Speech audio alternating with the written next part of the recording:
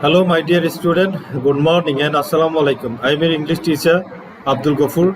Today, I am going to start your English second paper class. Here, our lesson is right from the verb.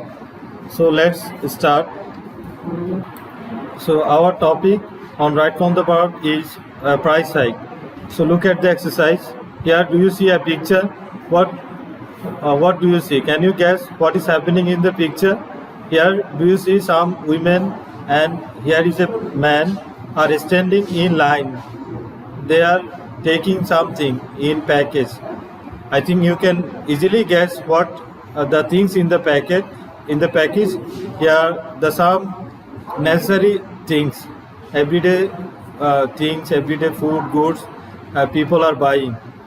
Do you know why they are standing in line? Because they want to buy their necessary goods at a lower price. So because of the price hike, a lot of suffering happened to mass people, especially people from poor class. So that's why they try to buy goods in cheaper price, and they now in the picture standing in line to buy their goods. So now we are going to read this paragraph, this exercise on right from the verb. Here, have means পাওয়া বা থাকা, think চিন্তা করা, try চেষ্টা করা, be. What is the meaning of be? Be means হওয়া, and buy ক্রয় করা. The meanings of recur means poison হওয়া, and next word is face. Then last word is cheat means প্রতারিত করা, face means মুখোমুখি হওয়া. Okay, have you got all the meanings of these words in the filling the blanks in the box? Okay, now we can start reading the main passage. Here, price hike of household products. Price hike means পণ্যদ্রব্য বৃদ্ধি অর্থাৎ মুদ্রাস্ফীতি of household product means সংসারের পণ্যের. Household means গৃহের যে আমাদের পণ্য লাগে, সংসারে যে পণ্যগুলো লাগে সেগুলোর মূল্য বৃদ্ধি. Dash a common problem for us, একটি আমাদের জন্য খুবই সাধারণ একটি সমস্যা, এটা একটি প্রতিদিনের সমস্যা. Here what will be the answer? Can you guess? I think you can guess it. Here in Bangla it is হয় মিন্স বি. বাংলায় আমরা এখানে কি বলবো? পণ্যদ্রব্য প্রয়োজনীয় সংসারের প্রয়োজনীয় পণ্যের দাম বৃদ্ধি হয় একটি আমাদের জন্য সমস্যা. তাহলে আমরা এখানে কি লিখবো? ইজ. বিভার্ব থেকে কি পাই আমরা? বিভার্বকে বাংলায় অ্যাম, ইজ, আর, ওয়াজ, আর. সো এখানে সাবজেক্ট হচ্ছে price hike. Price hike is third person singular number. For third person singular number we can write is. So I am going to write here answer is. তাই এখানে আমি answer হিসেবে লিখতে যাচ্ছি ইজকে.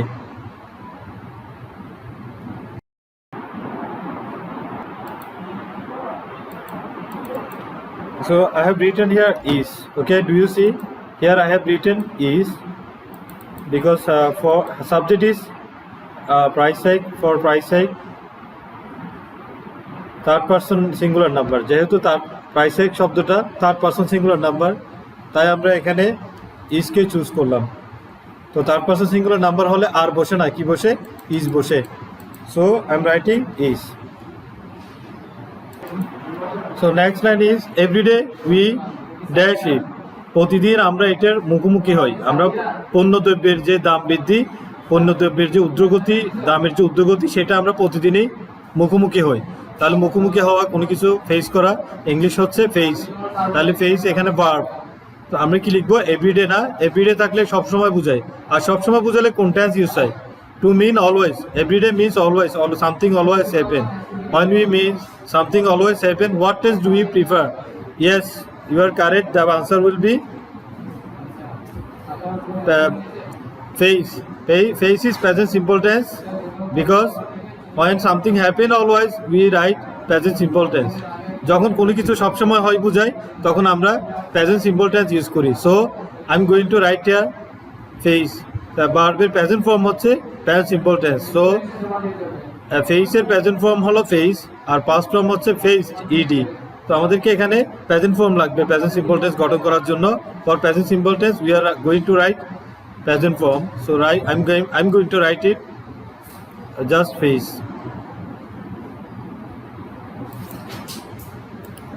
Now FACE.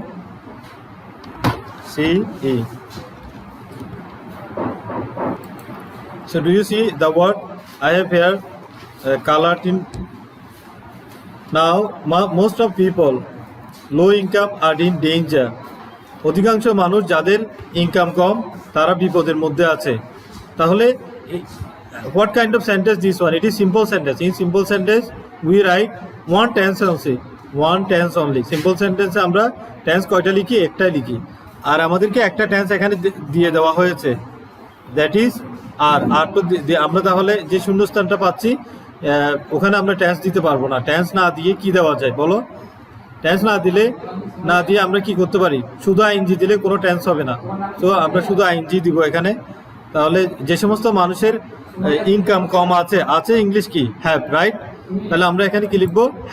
Having দিলে কোনো tense হবে না। আমি আবার বলছি, again I am repeating, here you see are is present simple tense, so tense is used here.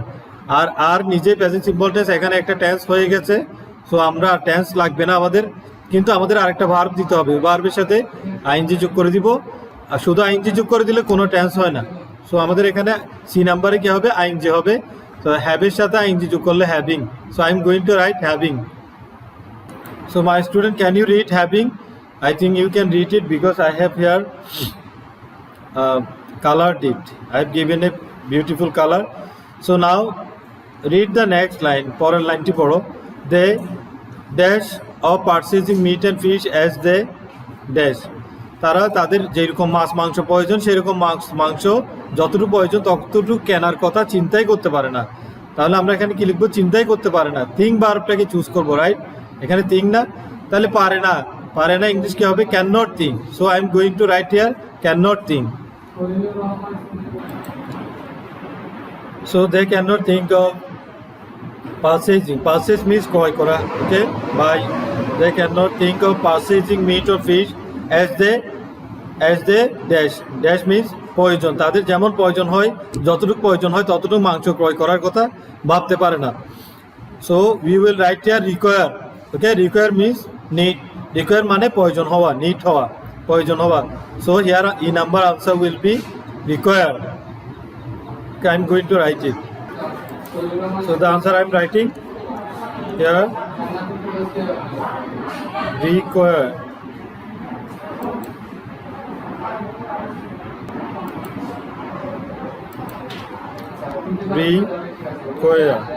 They require. Okay, can you read it easily? Okay, now you read again. They cannot think, তারা ভাবতেই পারে না, of purchasing ক্রয় করার কথা, meat and fish মাছ মাংস as they require। তাহলে এখানে টেন্স কয়টা করছি আমরা? ফাইনাইট ভার্ব কয়টা গঠন করছি? ক্যান নট থিঙ্ক দিয়ে একটা করছি, আর রিকোয়ার দিয়ে আরেকটা করেছি। রিকোয়ারের মধ্যে প্রেজেন্ট সিম্পল টেন্স ইউজ করেছি, কারণ এখানেও সবসময় বোঝাচ্ছে যে কোনো সময়কে বোঝালে প্রেজেন্ট সিম্পল টেন্স ইউজ হয়। তাহলে যারা গরিব মানুষ, যাদের টাকা পয়সা কম ইনকাম হয়, তারা মাছ মাংস ক্রয় করার কথা যে কোনো সময় চিন্তা করতে পারে না, যতটুকু প্রয়োজন ততটুকু। তাই এখানে আমরা প্রেজেন্ট সিম্পল টেন্স ইউজ করে দুইটা টেন্স লিখেছি। Now the price of vegetable. এই অনেকে এই শব্দটাকে ভেজিটেবল উচ্চারণ করে, but it correct pronunciation will be vegetable. The price of vegetable is also high. শাকসবজির দামও অনেক বেশি। তাই in this sentence there is no fill in the blank, so we don't have to answer here. Now I am moving to the next line. পরের লাইনে চলে যাচ্ছি। we have to bargain dash simple product. আমাদেরকে সামান্য ছোটখাটো জিনিস কিনতেও অনেক দরদাম করতে হয়। bargain means here I have written bargain means negotiate দরদাম করা, আলোচনা করা।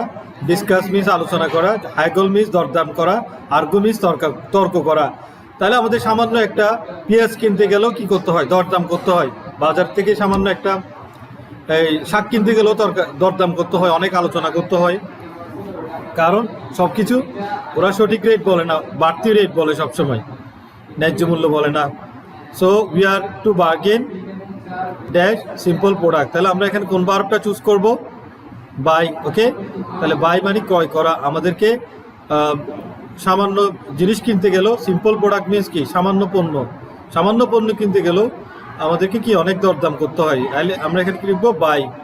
বাইয়ের কি ফর্ম দিব, আমরা এখানে ইনফিনিটিভ লিখবো, রাইট, টু বাই। তাহলে টু ইনফিনিটিভ কেন হবে, because infinitive does not make any tense or finite verb. Infinitive দিয়ে কোনো ফাইনিট ভার্ব বা টেন্স হয় না, কারণ এখানে আমরা দেখছি যে সেন্টেন্সের মধ্যেই অলরেডি টেন্স দেওয়াই আছে, একটা টেন্স যেটা আর এটা কি প্রেজেন্ট সিম্পল টেন্স না, তাহলে এখানে এটা সিম্পল সেন্টেন্স, একটা সিম্পল সেন্টেন্সের মধ্যে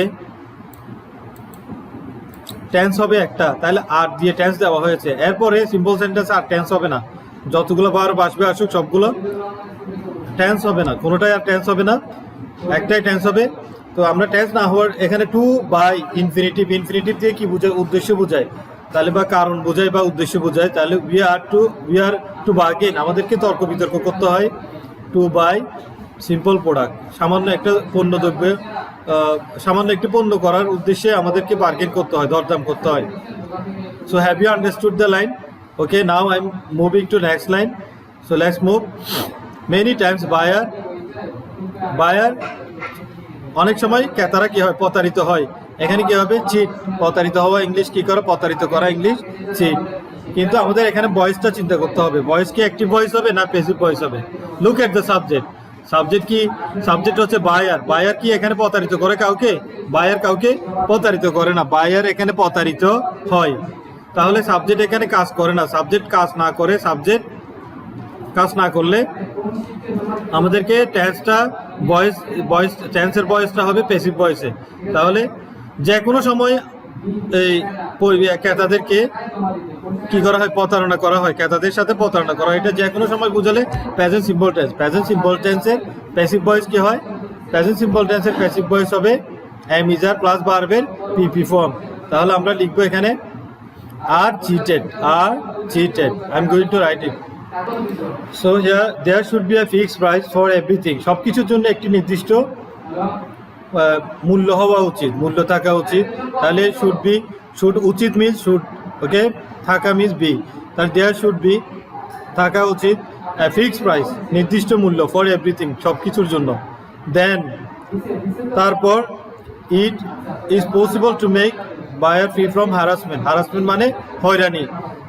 সব কিছুর জন্য একটা নির্দিষ্ট প্রাইস যদি থাকে তাহলে বায়ারদেরকে হয়রানি থেকে মুক্ত করা সম্ভব হবে। তাহলে আমরা এখানে আই নাম্বার আনসার কি লিখবো, what answer will I am going to write, can you guess?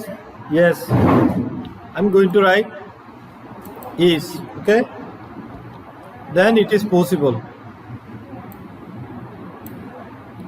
So answer will be then it is possible,